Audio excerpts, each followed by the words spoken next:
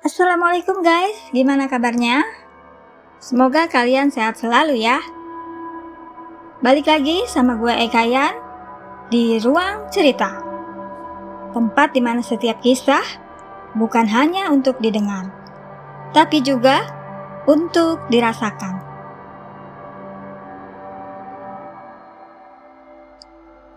Judul cerita malam ini adalah Terjebak di Warung Gaib. Cerita ini terjadi di jalur selatan Jawa, di daerah yang terkenal angker. Jadi siap-siap ya, karena ceritanya bakal bikin kalian merinding.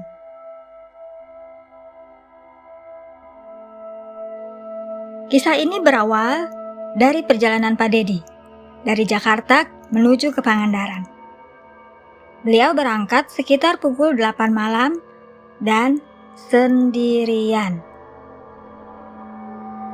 Untuk menuju ke Pangandaran, Pak Dedi memilih jalur Cidaun, Cianjur Selatan. Setelah 4 jam perjalanan, sampailah Pak Dedi di daerah Sukanagara.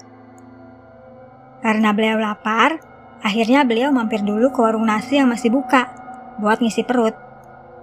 Ya wajar lah ya, perjalanan jauh, kondisi tubuh harus tetap fit. Selesai makan, Pak Dedi langsung tancap gas lagi. Nah, ini dia nih puncaknya. Waktu itu sudah menunjukkan jam 2 dini hari. Pak Dedi mulai ngerasa ngantuk. Dia berniat mencari warung kopi terdekat. Setelah melewati Cidaun, jalanannya sepi banget guys. Di sana cuma ada mobil beliau aja. Terus, Pak Dedi melihat di depan sana, ada warung kopi yang masih buka. Langsung deh, gaspol.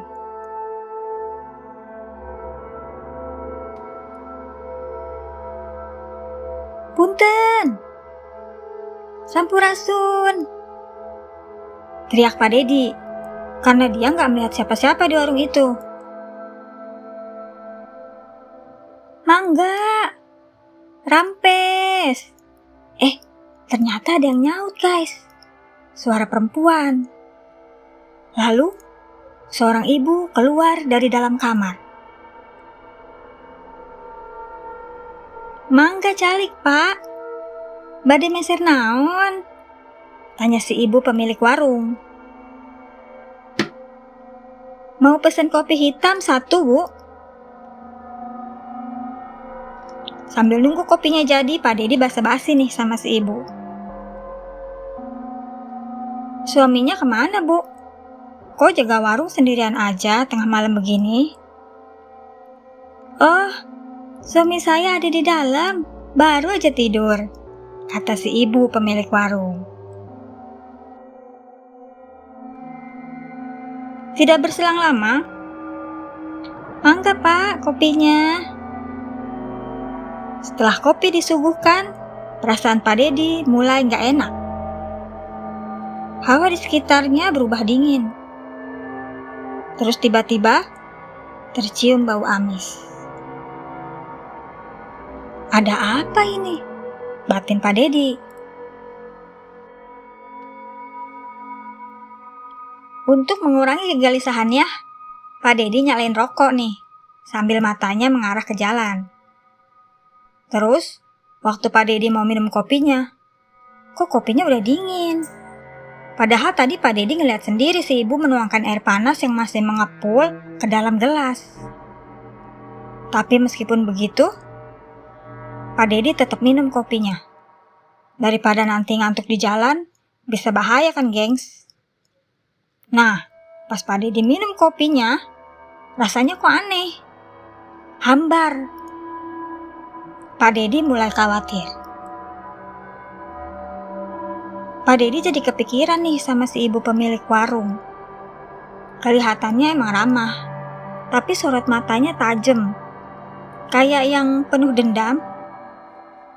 Dan tiba-tiba Pak Dedi ngerasa badannya berat, seperti ada yang numpang di pundaknya. Keringat dingin pun mulai membasahi bajunya. Saat mau ganti baju di mobil, mata Pak Dedi menangkap pemandangan yang horor banget. Ada sesuatu yang menggelinding di tengah jalan. Sesuatu seperti kelapa anak kecil. Tak berhenti di situ. Dari arah lain muncul sosok perempuan dengan penampilan mengenaskan. Wajahnya rusak sebelah, rambutnya acak-acakan, dan tangannya melambai seolah meminta pertolongan.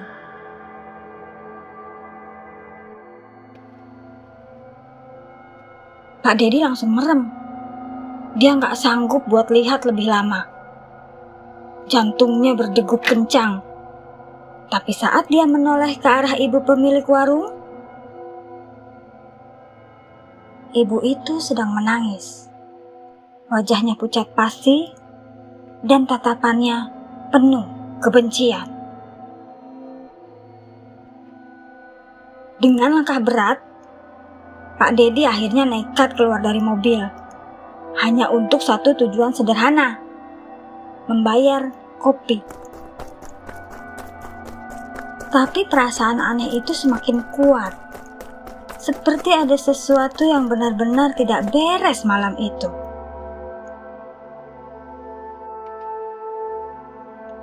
Setelah bayar kopi, kaki Pak Dedi rasanya berat banget.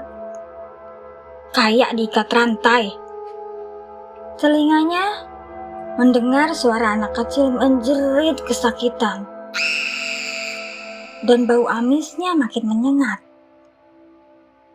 Badannya terasa ditumpangi beberapa orang. Berat banget, guys. Pak Dedi cuma bisa berdiri. Pasrah. Beliau berdoa, menyerahkan hidup dan matinya pada Allah. Beliau menguatkan batin akan terus berdiri sampai subuh tiba. Tiba-tiba, suara klakson membuat Pak Dedi kaget. Ternyata, sudah ada 2 truk berjejer di belakang mobilnya. Para supir truk itu turun dan menghampiri Pak Dedi dan terus bertanya, "Pak, ngapain berdiri bengong di sini? Ini daerah angker. Nggak ada yang berani lewat sini sendirian. Semenjak ada kejadian warung yang ketabrak truk. Yang punya warung meninggal sekeluarga." Pak Dedi kaget dong. Jelas-jelas dia baru aja ngopi di warung itu. "Saya mau ke Pangandaran, Pak. Tadi saya lihat ada warung di sini. Terus saya berhenti buat ngopi." Sopir-sopir truk itu bengong ngeliat Pak Dedi. "Pak, mana ada warung di sini? Dulu memang ada. Warungnya udah ketabrak truk. Kayaknya Bapak diganggu nih sama dedemit di sini." "Eling, Pak, eling. Lihat, nggak ada warung." Pak Dedi tengok ke sekeliling. Ternyata benar, guys. Warung yang tadi udah nggak ada. Yang ada cuma jalan gelap. Yang di kanan kirinya adalah hutan. Dan penerangan satu-satunya cuma berasal dari mobil mereka.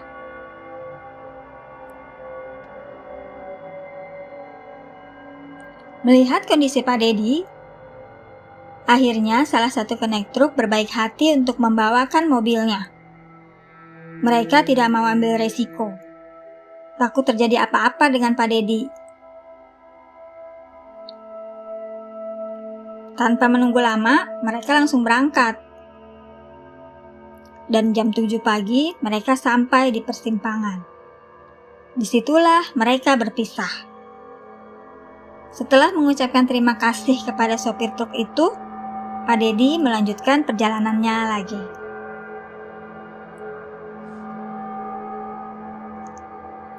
Itulah sepenggal kisah dari Pak Dedi saat melakukan perjalanan sendirian ke Pangandaran. Pengalaman Pak Dedi bisa jadi pelajaran buat kita semua ya guys.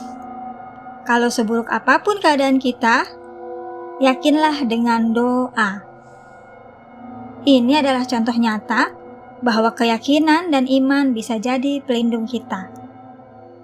Dan buat kalian yang suka bepergian, ada baiknya kita mencari informasi tentang lokasi yang akan kita lewati, biar kita bisa mempersiapkan diri.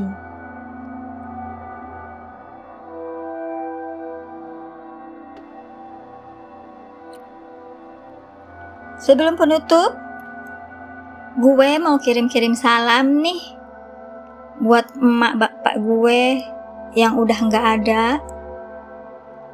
Mak, bapak, Eka kangen.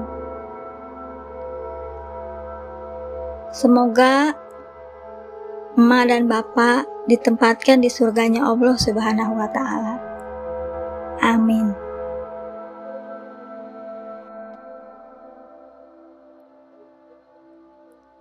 Terima kasih buat sobat-sobat yang udah dengerin. Dan kalau kalian punya cerita yang ingin kalian bagi ke ruang cerita, boleh kirimkan ke email yang ada di deskripsi. Sampai jumpa di ruang cerita berikutnya. Assalamualaikum warahmatullahi wabarakatuh.